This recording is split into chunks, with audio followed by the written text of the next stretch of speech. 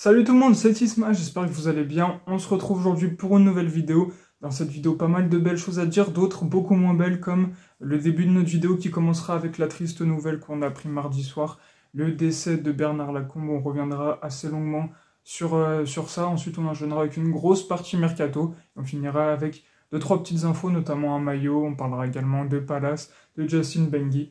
Donc les gars, c'est parti pour la vidéo. Donc, malheureusement, mardi soir, on a pris le décès dans l'après-midi de Bernard Lacombe. Bernard Lacombe, c'était une légende de l'Olympique Lyonnais. 268 matchs à l'Olympique Lyonnais, 149 buts, un œuf exceptionnel qui est passé par tous les postes, on va revenir dessus. Le natif de Villefranche était l'une des plus grandes légendes de l'Olympique Lyonnais, simplement. Comme je viens de le dire, il a commencé dans le centre de formation de Lyon, à un vrai gone. Il a ensuite enchaîné, il a été joueur, il a été directeur sportif avant d'être entraîneur, puis conseiller, il nous a amené au succès, il nous a fait remonter, il nous a fait prendre 7 titres, il nous a ramené des joueurs exceptionnels.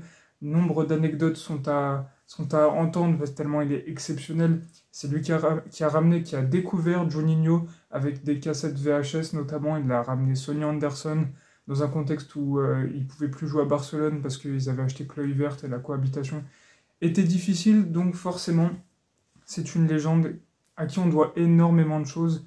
Je vais prendre les propos de Luis Fernandez. C'était un œuf au style de jeu propre à ceux de l'époque. C'était un joueur de remise, un joueur de surface assez exceptionnel. Justement, il était champion d'Europe en 84. Il sublimait ce carré magique composé de Platini, d'Alain Giresse, de Tigana et de Luis Fernandez. C'était une époque que j'ai pas connue, mais une époque assez folle footballistiquement parlant. Il aurait pu avoir la Coupe du Monde 2 ans plus tôt, ça a été envisageable. Malheureusement, ça ne s'est pas fait, mais en tout cas, un joueur tellement bon. Un œuf dont on ne revoit pas les caractéristiques aujourd'hui, c'est compliqué de trouver des gens au même profil que Bernard Lacombe.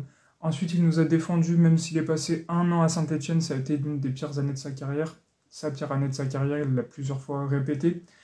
Il a été exceptionnel, une interdiction de stéphanoisisation, ça se dit pas du tout. Dans Lyon, c'était grâce à lui. Si un mec se ramenait avec des crampons verts, il les faisait changer, il les faisait se déshabiller. Une veste, pareil, il devait l'enlever. Enfin, c'était le mec qui représentait le plus l'identité lyonnaise, une identité que plus beaucoup de monde ne défend dans le club depuis le départ d'Olas aussi. On revoit pas dans le football, on revoit pas ce genre de profil d'homme fidèle à un club, comme c'était le cas de Olas, qui le défend avec une identité assez exceptionnelle, avec une force de caractère assez grande, un franc-parler admirable, les gars. Il y avait des gens comme lui, il y avait le père de Nicolin, Louis Nicolin, qui avait fait un boulot exceptionnel à Montpellier. Il y avait Giroud à Auxerre, les gars, c'est ce genre de profil qu'on ne retrouve plus dans un football mondialisé. Et c'est assez dommage parce que on perd justement ce qui a fait qu'on a gagné, ce caractère exceptionnel. Il nous a tellement apporté que ce soit des joueurs, c'était le père d'ailleurs de certains joueurs, on va dire. Enfin, le père non, mais le père spirituel. Il défendait, il les ramenait, il les chouchoutait, mais il n'hésitait pas à leur mettre une bonne brasse quand ça allait pas, à les mobiliser, à leur foutre la pression pour aller chercher des résultats. Si on a gagné 7 fois le championnat de France d'affilée, c'est notamment grâce à lui. Bernard Lacombe, c'est vraiment quelqu'un d'exceptionnel qui va manquer à la famille olympique lyonnais. Il fait partie des 4 membres de la fresque de l'OL, avec des auteurs, avec Paul Bocuse, c'est le seul sportif, Bernard Lacombe, pour vous dire l'importance dans l'identité lyonnaise et pas seulement footballistique. Mais Bernard Lacombe, il va manquer à toute la famille football française notamment. Les hommages n'ont pas cessé de pleuvoir. Il y a eu les bad guns qui sont rendus au stade, les gars. Je crois que c'était il y a 2 3 jours, pour lui rendre un dernier hommage avec la présence de Sonny Anderson, de Jean-Michel Aulas, qui dit qu'il a perdu un frère, pour vous montrer comment la famille lyonnaise est endeuillée, et ça a été compliqué d'apprendre cette nouvelle. On va s'en remettre difficilement, parce que c'est vraiment quelqu'un qui nous a pesé, qui nous a permis d'aller plus haut, qui nous a permis d'aller chercher des trophées à répétition, d'aller chercher cette demi-finale en 2010 de Ligue des Champions, quart-finale en 2005 qui aurait pu être gagnée parce que oui, il y avait penalty sur Nilmar. Enfin bref, c'est tellement d'anecdotes qui tournent autour de Bernard Lacombe, qui commentait d'ailleurs les matchs à Wellplay, qui des fois il engueulait les joueurs, il se foutait de leur gueule. Enfin en fait c'était un personnage qui va vraiment compter dans l'identité lyonnaise, et on ne cessera de lui rendre hommage, parce que c'est vraiment une personne exceptionnelle. Donc merci pour tout Bernard Lacombe, franchement, ça va être difficile sans toi, et repose en paix. Voilà pour cette première partie de la vidéo, on va essayer d'aller sur des choses plus joyeuses maintenant et on va enchaîner avec la partie mercato. On commence avec une officialisation qui a été passée sous silence, on n'en a pas beaucoup entendu parler. Le jeune latéral gauche de 18 ans qui nous vient de Lorient, Boubacar Diarra, rejoint officiellement l'Olympique Lyonnais. C'est une pépite, un espoir, il devrait d'abord jouer pour la réserve. Donc ça c'est la première officialisation du mercato qui ne coûte rien et pas besoin d'attendre la DNCG, mais en tout cas on lui souhaite de progresser, de devenir un joueur important de la réserve, puis du groupe pro. Bienvenue à toi, Boubacar Diarra. Ensuite, d'autres rumeurs, c'est Afonso Moreira, défenseur de 20 ans du Sporting Portugal qui devrait rejoindre l'Olympique Lyonnais si la DNCG le permet la semaine prochaine, ça on y reviendra dans la prochaine vidéo. Il a 20 ans, il joue au Sporting Portugal, c'est une pépite portugaise qui fait beaucoup parler, même s'il n'a que peu joué pour le moment dans la Liga portugaise. Mais ça pourrait être un renfort assez intéressant parce qu'il ne coûte pas très cher. Il signera un contrat de 5 ans pour seulement 2 millions d'euros. Donc c'est intéressant parce que c'est un choix et on va devoir faire des choix de toute façon cet été parce qu'on n'aura vraiment pas d'autres possibilités. On n'a pas beaucoup d'argent à mettre. Il va falloir déjà qu'on passe l'obstacle de la DNCG. Donc il va falloir recruter à moindre coût. Et malheureusement cela passe par des paris. Et Afonso Moreira est un des paris donc, qui pourrait venir à l'Olympique Lyonnais. On espère qu'il ne fera pas comme par exemple Ahmed Omari qui a vraiment déçu, dont l'option d'achat ne sera pas levée. Autre information, cette fois-ci c'est autour du prêt de Manchester City. Alors John Textor a essayé, on va dire, de faire venir Echeverry, Makachi, dont on a beaucoup parlé lors de la dernière vidéo. Malheureusement, ça ne s'est pas fait parce que Manchester City ne voulait pas. On a même essayé Kuzanov, un très bon défenseur qui joue à Lens il n'y a pas si longtemps, il y a 6 mois je crois. Donc très très bon défenseur qui a un gros potentiel. En tout cas, Textor s'est essayé. Malheureusement, il n'a pas réussi et on devrait finir avec Djoumaba. Djoumaba, c'est un défenseur central d'1m95 de 19 ans qui est Sierra Leone, je ne sais pas si ça se dit comme ça, mais en tout cas il vient du Sierra Leone, qui joue à City, qui a joué au Celta Vigo et qui vient de faire 6 mois en prêt du côté du RC Lens pour, je crois, 10 matchs seulement. C'est pas beaucoup, c'est encore un pari, un espoir, enfin le même discours en fait qu'Afonso Moreira. Malheureusement, c'est pas un talent offensif qu'on va recruter, mais c'est un joueur défensif. Un secteur qu'on avait le moins besoin de renflouer. Donc ça, on verra. Le prêt va sûrement pas tarder à se faire. Sûrement la semaine prochaine, je pense. Ou c'est la semaine d'après, bref. En tout cas, c'est assez dommage qu'on ne recrute pas un offensif ou un milieu de terrain. On en avait besoin. Un défenseur, pour le moment, on n'est pas dans l'urgence d'en recruter. Après, on verra s'il y a des départs qui partent. Si Mata part, Maitland Niles, on ne sait pas, on verra Koumbedi. Il va falloir renflouer le secteur défensif dans ce cas-là, mais pour le moment, il n'y a pas eu de départ, donc c'est bizarre qu'on complète avec un défenseur et je trouve ça assez dommage. Si on pouvait profiter des talents de Manchester City, autant profiter des talents offensifs, mais bon, c'est dommage, mais c'est comme ça. Voilà pour la première partie du mercato, il nous reste une info, une rumeur d'arrivée, mais également des rumeurs de départ. On enchaîne avec la deuxième partie de la vidéo. Avant de parler des dernières rumeurs mercato, je voulais juste souligner que Afonso Moreira n'est pas un défenseur mais un ailier. J'ai fait une erreur et c'est d'autant plus satisfaisant, ça ferait plaisir qu'un ailier vienne à l'Olympique Lyonnais dans le contexte de la blessure d'Ernest Moma notamment.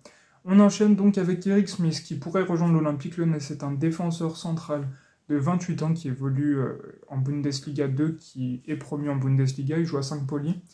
Donc 28 ans, défenseur central assez complet, bon à la relance, dur sur l'homme, expérimenté, qui défend plutôt pas mal. C'est un joueur, encore une fois, pas un pari, mais un joueur pas forcément qui apporte beaucoup de certitude dans un premier temps, mais qui pourrait être une bonne surprise, qui ne coûte pas très cher. Donc c'est dans le contexte des grandes directives du mercato qui devraient arriver. Pour l'Olympique Lyonnais, dans ce contexte, on n'a pas du tout d'argent, donc on va devoir faire ce genre de choix comme je l'ai expliqué avant, et ça pourrait être une des bonnes options, malgré qu'il est en plein dans la force de l'âge et qu'on ne peut pas lui faire signer un contrat de 10 ans, parce que c'est trop long.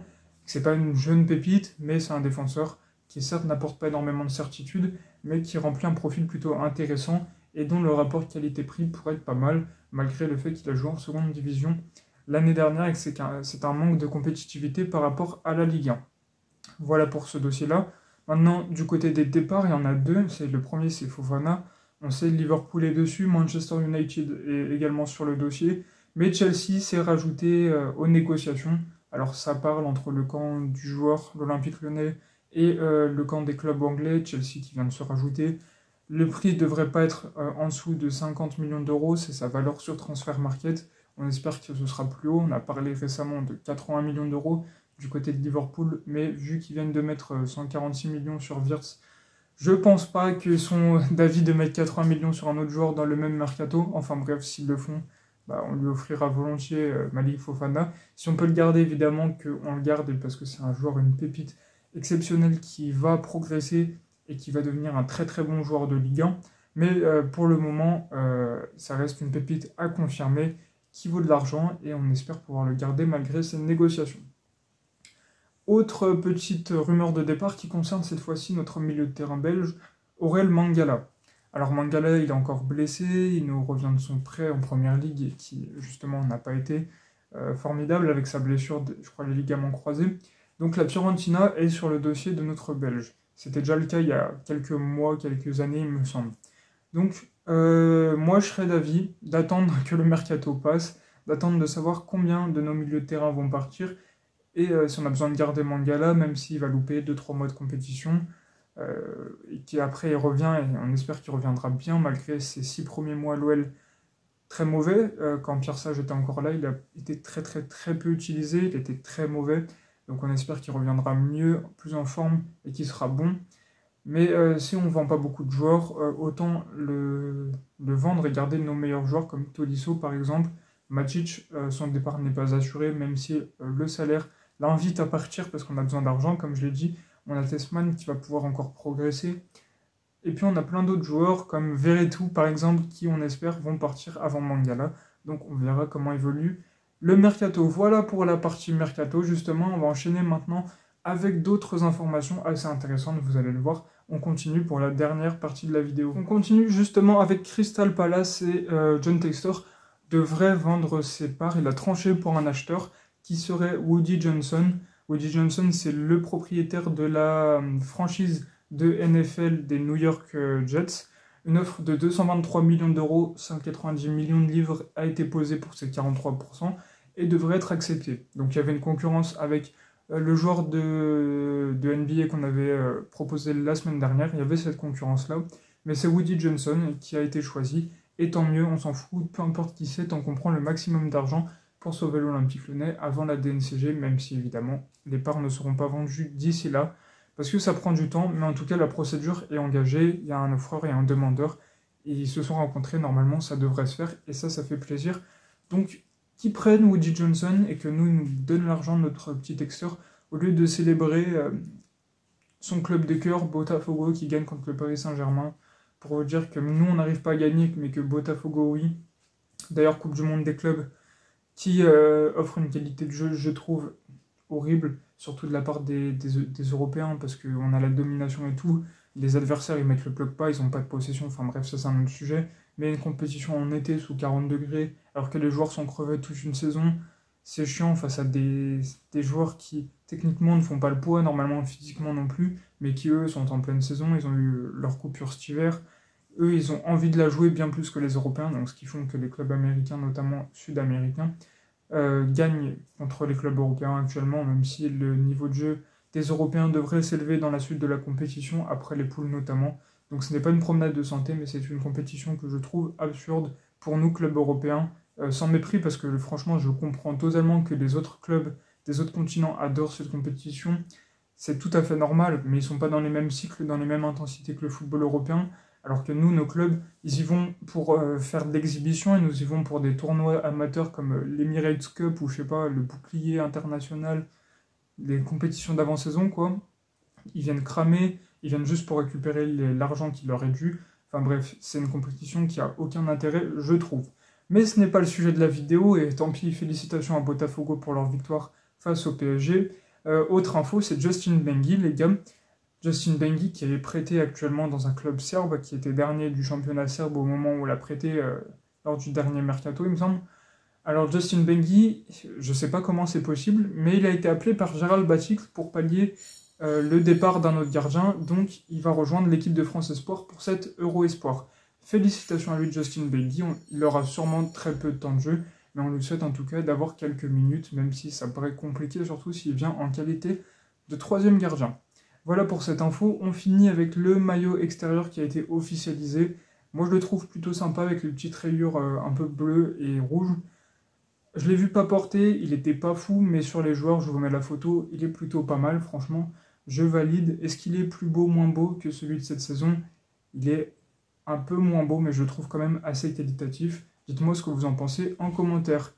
Voilà pour la vidéo, j'espère que vous l'aurez kiffé. Si c'est le cas, on se retrouve la semaine prochaine pour la DNCG. Et sur ce, n'hésitez pas à liker, à commenter et à vous abonner. On se laisse sur une phrase de Bartruza. L'Olympique Lyonnais est une formidable raison d'être heureux. Allez, ciao les gars.